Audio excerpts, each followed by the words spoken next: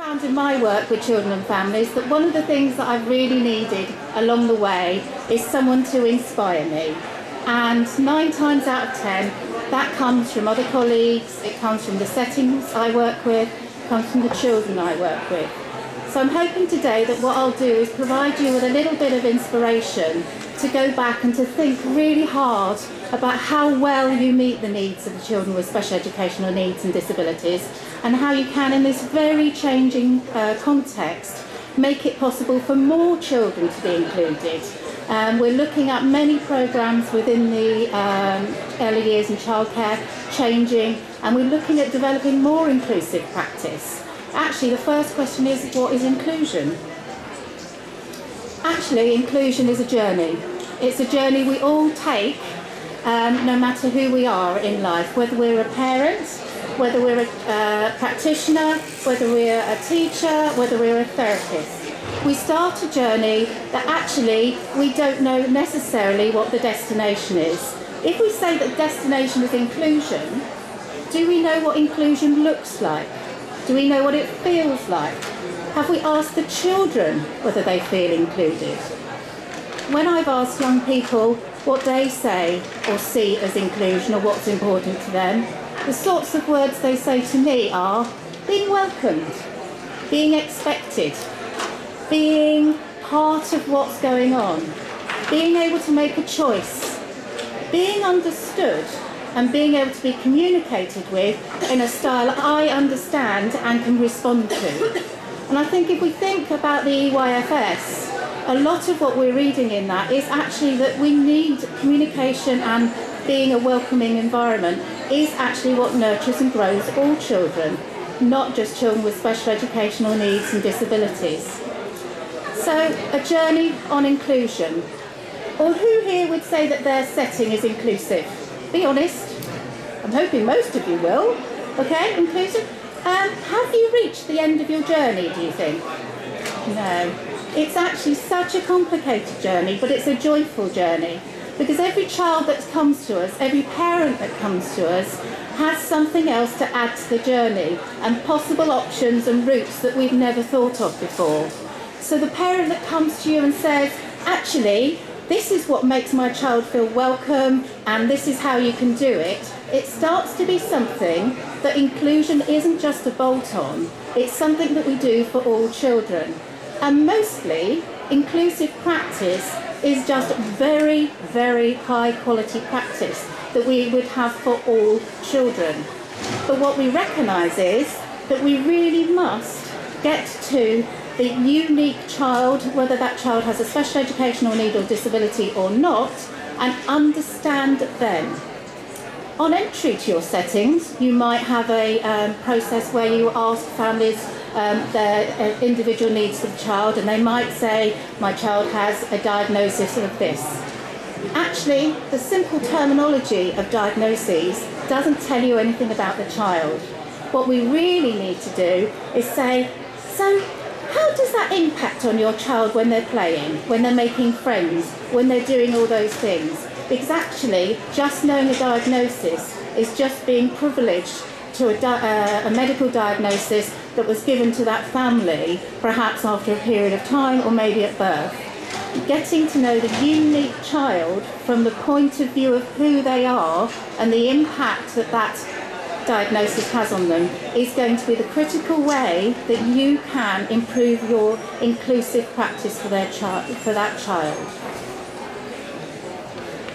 Well, national picture, it's a bit scary, isn't it? Yesterday I was privileged enough to be able to sit in to a few of the seminars, the Ofsted seminar, the seminar on early support, and a variety of others. And to say it's a time of change is rather an understatement. I think it's sort of, well, if we can keep the balls juggling in this climate, we can probably manage most things. And I just want to interrupt at this point to say something that Nelson Mandela once said.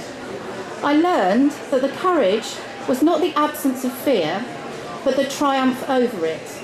The brave man is not he who does not feel afraid, but he who conquers fear. And at the moment, I think a lot of us are feeling fearful about what may be happening in the early years. and certainly myself and my colleagues and other people that I talk to are particularly worried about what the outcomes of the Green Paper for children with special educational needs and the families are going to be. So what is happening? Revised EYFS. It's got the same emphasis. It is an inclusive document. It talks about including all children. We had the Ofsted report last year, which said that actually in primary and secondary, there was an over-identification of children with special educational needs. And that in the early years, we were mainly doing well with children with severe and complex needs, but actually the level of early identification and intervention for children with other needs that are not as visible was less successful. We had the Equality Act, so those of us that did our SENCO training or have recently done training on the Code of Practice, for instance, you might well have heard of the Disability Discrimination Act, 1995. It's really sad I remember all these dates, but that talked about making reasonable adjustments for disabled children. It talked about an anticipatory duty to include children with disabilities. It talked about not treating disabled children less favourably. This is now being superseded, so it's now taking the place of that is the Equality Act 2010. If you haven't come across that as a practitioner and you haven't actually revised your SEN policy recently, what you must do is refer to the Equality Act 2010 and make that part of the process of revising your policies. The fact is that those duties still stand, reasonable adjustments, an anticipatory duty, which is actually pretty critical. We don't wait until the child comes to us. We are always thinking of what actually constitutes inclusive practice. We've then got the Lamb inquiry into parental satisfaction. A lot of what's happening now through the Green Paper and through other developments has come from Brian Lamb's report. Brian Lamb did a very extensive consultation with parents and carers of disabled children, and there was quite a high level of dissatisfaction with the system.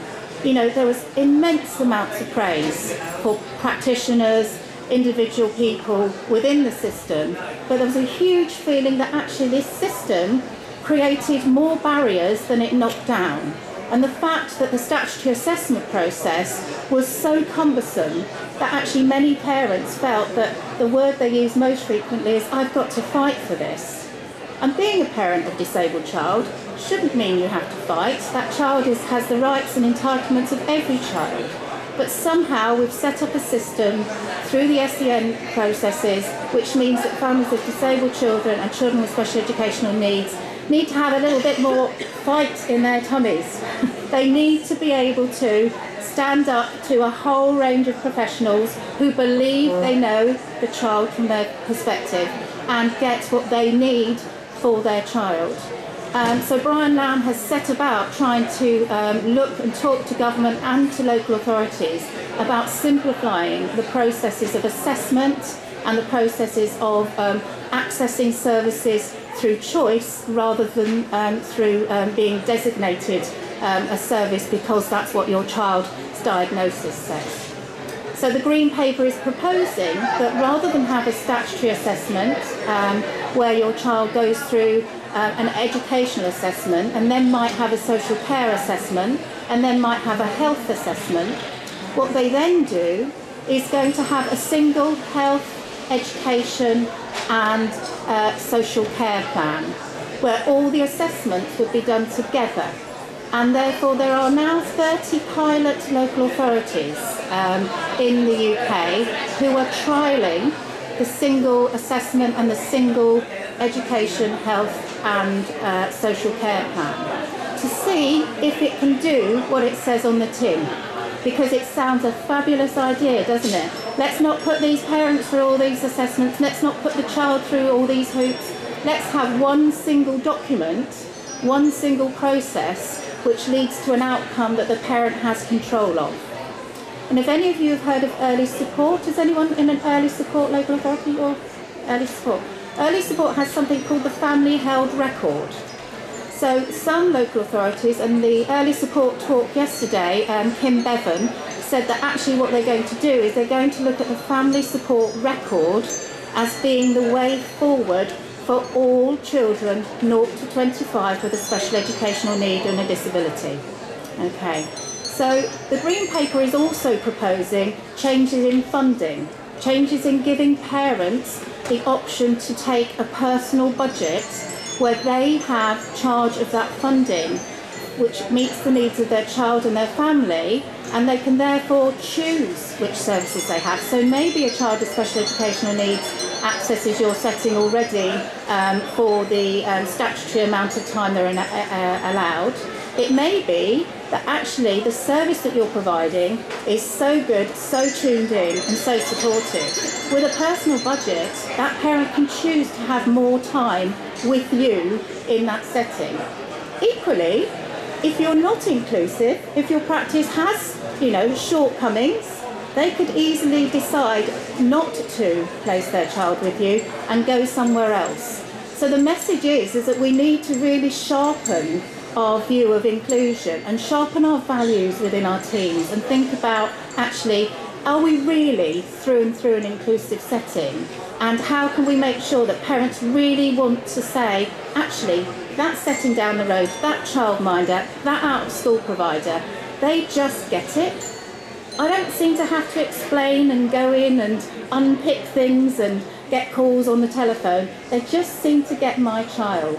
And I don't know, I don't think we can be trained to get it, but I think we can actually have something that's inbuilt in us, that we can build partnership with parents so that we indeed do help ourselves to get it. And I'm hoping those that you're sitting in a seminar that is about children with special educational needs and disabilities, you've already got it, but there's more to get. And actually, what a fantastic journey you're on. We've also got the Nut-Brown qualification review.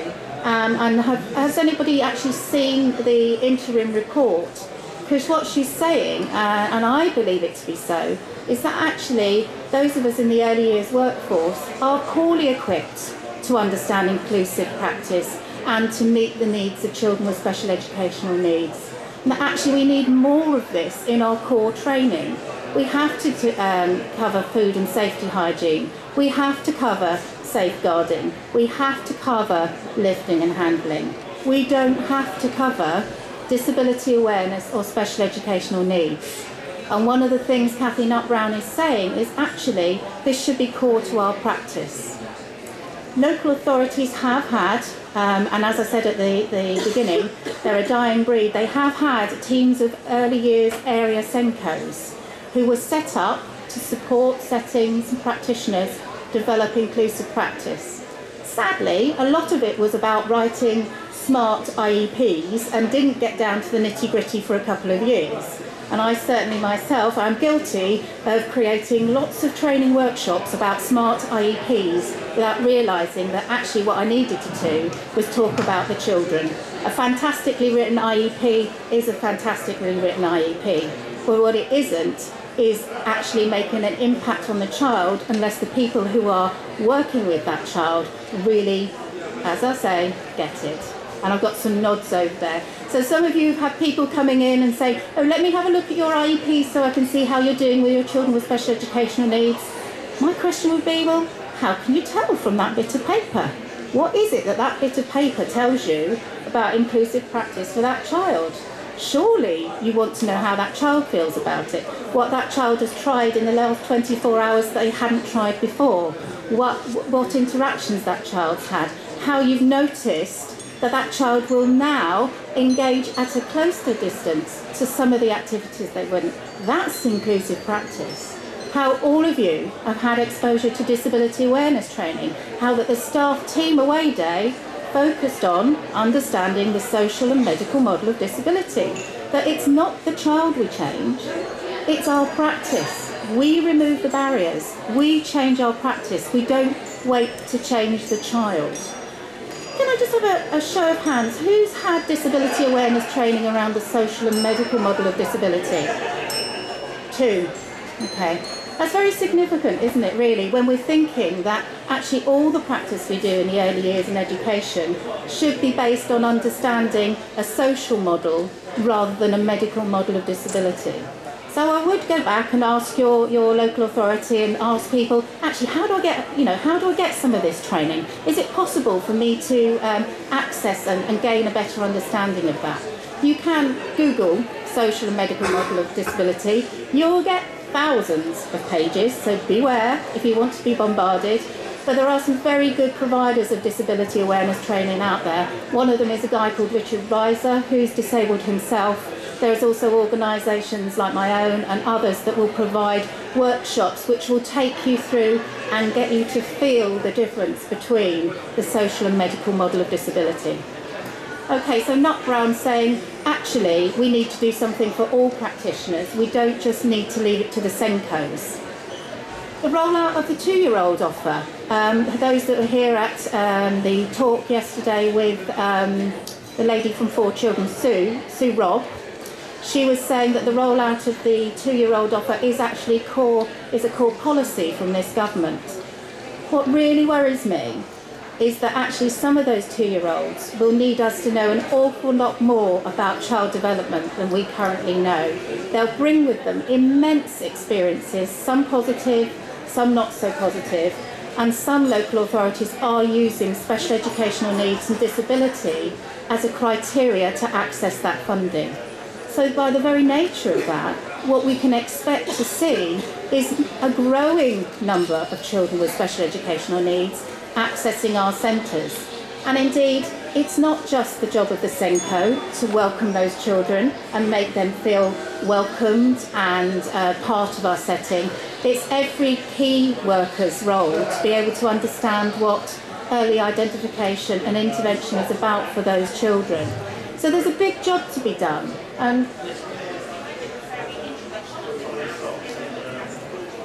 The question and answers will come with a roving mic, because otherwise people can't hear because of the outside noise. So I'll hold on to that inquiry and then we'll deal with it afterwards. So Kath, okay. Thank you for that. I just explained that actually the question and answer session has to come at the end because the roving mic only gets back from the other seminar at the end of that. I'd love to take questions all the way through, but that's just the way it is. The mic's over there at the moment, so apologies for that. Okay, we've also got the Munro Review on Child Protection, which also talks about early help. You know, we're in the front line of most things, early years. We are expected to be the people that build the relationships, that identify the difficulties, that support the strengths, that support the families. Don't anyone tell you that actually working in the early years is not a very important job, and particularly for those families of children with special educational needs and disabilities. We need to get out there and say, look, we welcome your children, we want your children, and we want you to help us work with your children. Not stay and look after them, but just help us get it, just to help us understand what will make the difference for your child. And I have mentioned the SEN and Disability Green Paper. Okay, so that is a very quick overview of what's going on. I'm going to struggle to compete with those drums, aren't I? So on your disc that you will be being offered, pause, is, quickly getting it in, a copy of Brian Lamb's report and his findings. This is well worth looking at if you're thinking about how you can improve your partnership with parents.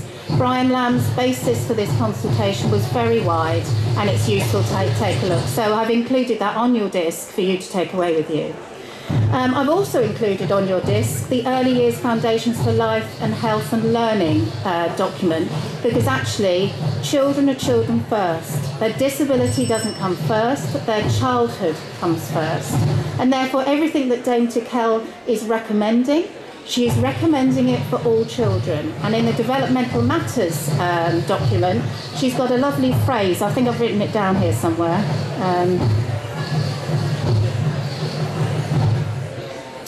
The overarching principle for the revised EYFS is that child development and learning children develop and learn in different ways and at different rates.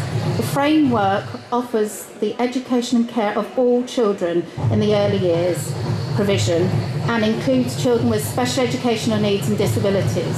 So there's no doubt all the things you've been hearing about the revised EYFS continues to apply to our children with special educational needs and disability. And it isn't anything different that you need to do. It's just a bit more planning that you need to do and talking with parents, okay? So just to flick you through the key documents of the new EYFS, there's the statutory framework, which has only sadly got one paragraph on special educational needs and equality, but does say, rather than you should have an equality policy, which includes who your SENCO is and which includes what your policy in special educational is, that is a must rather than a should. And until the white paper comes out following the green paper, every setting has to have regard to the code of practice. So if any of you are not sure what's expected by the code of practice, please make sure you take a look at that, because actually what it says is every practitioner is a practitioner who works with children with special educational needs. It's not just the SENCO's job. And I say in the training that I deliver to my SENCOs is, actually, you're a SENCO, you're not a SENDO, okay? You coordinate. You don't do all the IEPs, you don't do all the phoning round and all the running around and getting those things done. That's for everybody to do, but for everybody to do it, as a SENCO, you need to have the confidence and the backing of the management. And what I can say at the moment is SENCOs in early years settings, I think, do one of the most complex jobs. We have to break news to parents of areas that we're prepared to need to work on further. We need to build partnerships with other agencies. We need to attend the CAF meeting. We need to attend the team around the child meeting. We have to have those developmental knowledge to know where it is that we have concerns for children. And when we think about the 2-year-old progress check that we're introducing for all children, if we're observing closely, and even closer, we will need to recognise within those prime areas the communication and language, the physical and the social, emotional and development areas, where our children with special educational needs are excelling and where we need to add some support to that. So I think it's really good that the EYFS has deemed it appropriate to have prime areas and prime areas for all children. What I will say to you is, for our children with special educational needs and disabilities, the area of social, emotional and personal development is critical.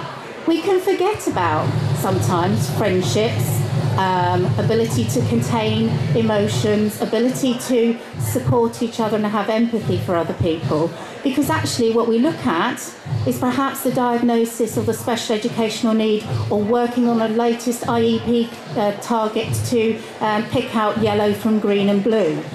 Actually, children need all those other things rather than, and I'm not saying knowing your colours isn't important, but what I'm saying for some of our children, well, all of our children, we need to recognise their emotional strengths and build their resilience. Our children with special educational needs will grow up.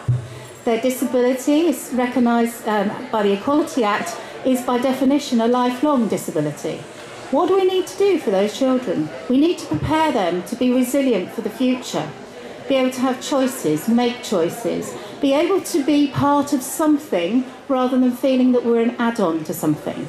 And do you know what? If you've ever felt excluded from something, it takes an awful lot of gut to put yourself forward and make yourself feel part of it.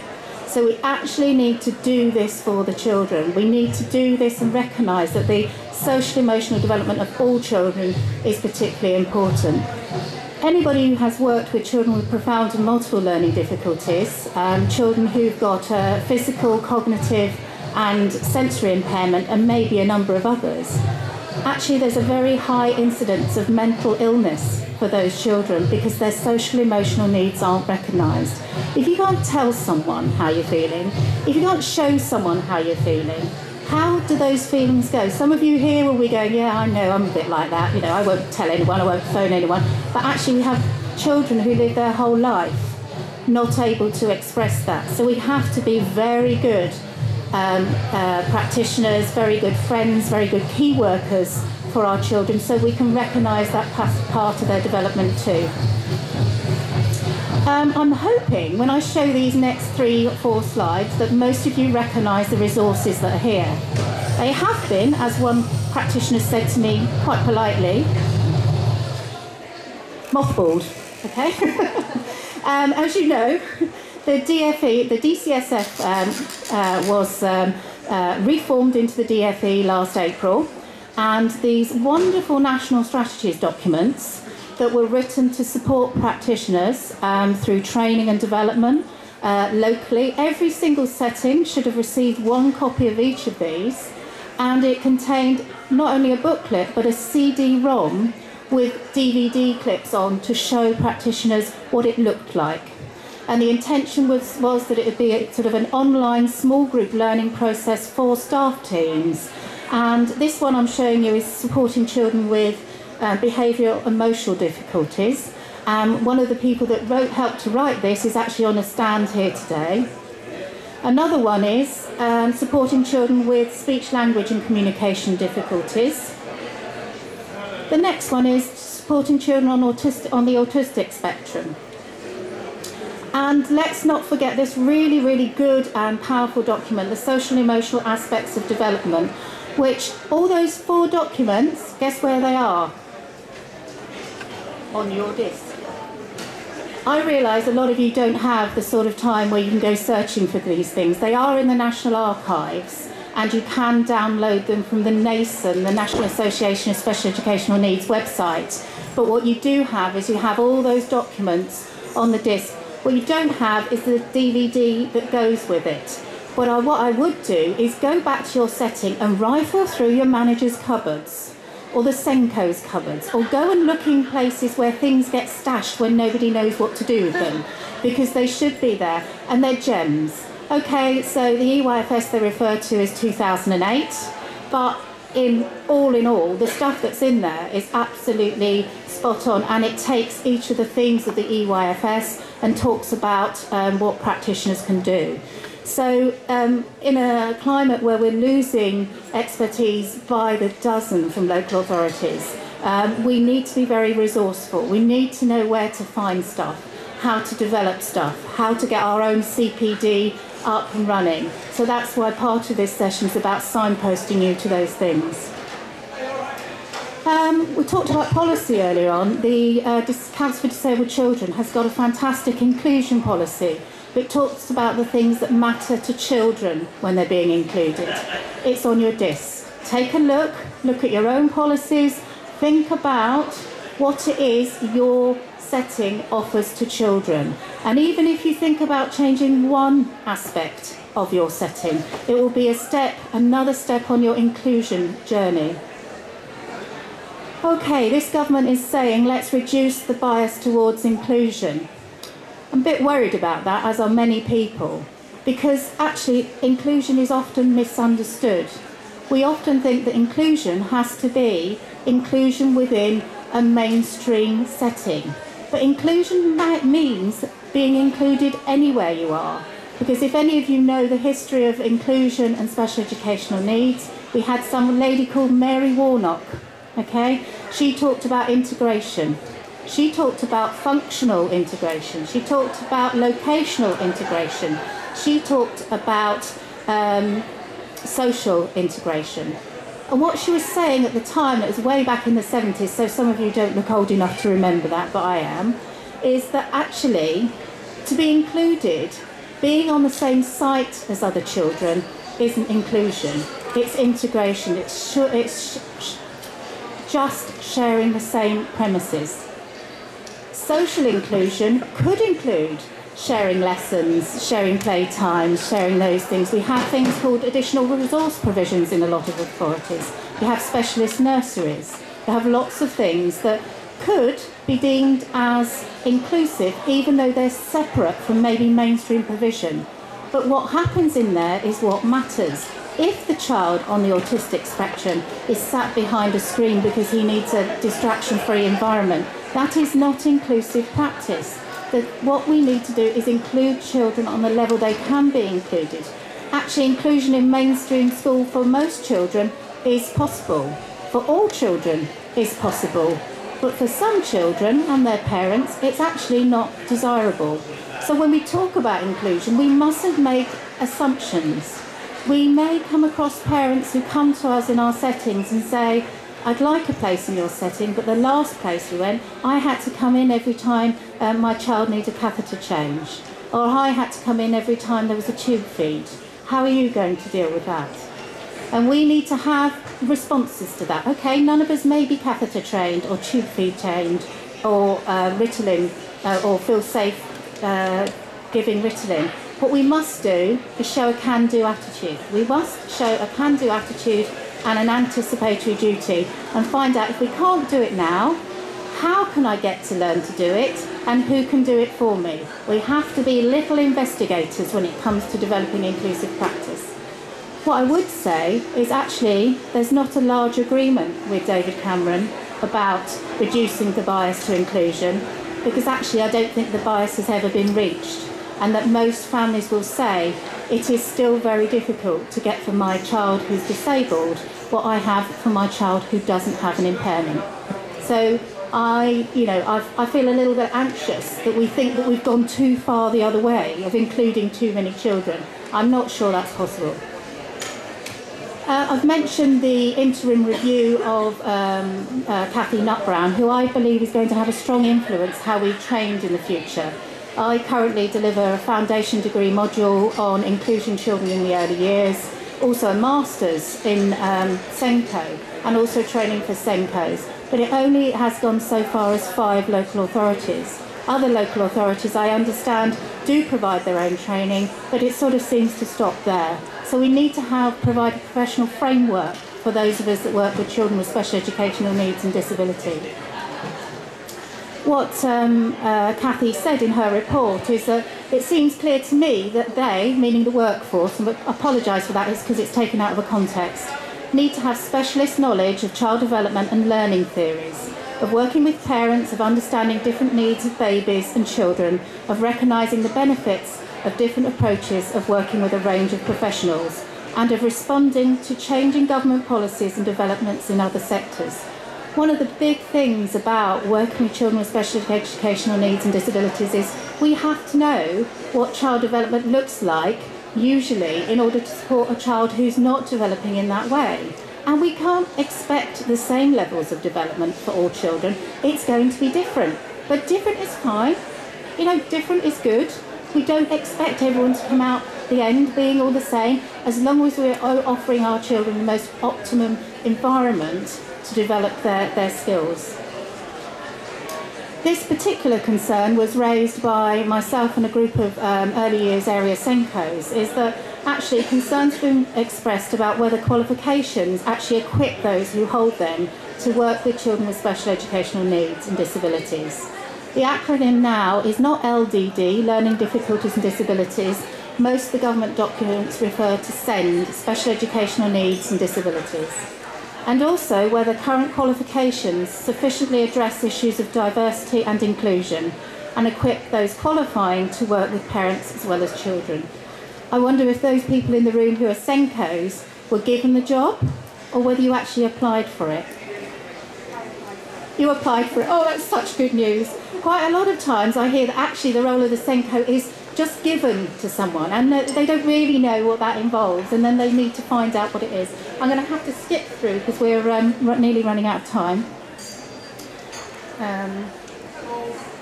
What I want to say, there was a bit of good news last week. The government announced something called the SEN Support Scholarship. What they announced is that actually those with HTLA, the higher level teaching assistant qualification, or indeed a level 3 qualification, can apply for up to £2,000 funding for training. Wait a minute, don't get too excited. When I looked at the fine detail, guess who it doesn't apply to? Early years. A huge, huge disappointment. And don't worry, there are already dozens of letters gone to the DFE and a meeting arranged with Kathy Nutbrown. If you are an early years setting or early years provision in a maintained school, you can apply for it. The window for application is from the 1st of May, Monday, till the 17th of, 1st of May to the 17th of May. You've got 17 days to apply. I'm not sure this government really wants us to have this money, but as many of you as possible, even though I've told you that it doesn't apply to early years, bombard the DfE with requests for training for early years. This will really back up our message that we're going to take to Cathy Nutt-Brown next week to say, actually, you've identified that we're not well enough trained, you've identified that there's a gap in child development, what are you going to do about it, or what are you going to press the government to do about it? So if you are eligible, get on the DfE website and have a look at it. The application form is on your disc. Okay. This is your carrot to stay to the end, your disc. You can also go on the DfE news website and go and have a look at it. But please don't give up here. There's plenty of us who are actually championing the early years access to professional development. I've just been in collaboration with an organisation called CPD Early Years, and we've run an online early years Senko course, which we're hoping to roll out over the next few months. So there are other ways of accessing training. Just want to say that the other thing that people may be worried about, and is pretty critical for our children with special educational needs, is a progress check. There is already in place something called the Healthy Child Programme, which the Department of Health has had out there for 3 or 4 years. This actually is the other piece of documentation we need to be aware of if we're looking at making that progress check at 2. It's on your disc. Okay, I'm saving you lots of time. It took my husband a long time to download that information, and he didn't thank me. I said, it's worth it, it'll be worth it in the end, you know. I'm just going to flip through. Also on your disc is the copy of Safeguarding Disabled Children. People think the safeguarding guidance that we have applies to all children. It does, but there's also another document that you must look at that talks about safeguarding disabled children. Okay, I feel that actually I've spoken an awful lot. I've whizzed through some things. The PowerPoint is on your disc. At the front, I want to flag up 3 things. A fantastic new publication called My Child and Me, which is for parents of young children with additional needs. It's 4 copies a year for £15. It's beautifully written. It's beautifully well informed. And if you contact them, you will be able to perhaps order a number of copies for free if you're in contact with a lot of families with disabled children. If not, it might be worth your setting having an annual subscription of £15, and you can share those things with your parents. The other thing I want to share with you, because I've put some of the stuff on the discs for you, is the Recognising and Planning for Special Needs in the Early Years. Chris Dukes and Maggie Smith are colleagues of mine, and they've got a series of books called Hands-on Practice, which sort of develop the ideas of that. There's lots of books out there on special educational needs, but actually reading a book doesn't do it.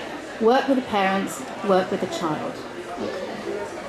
We've probably got 5 minutes for questions. 5 minutes, there was a lady...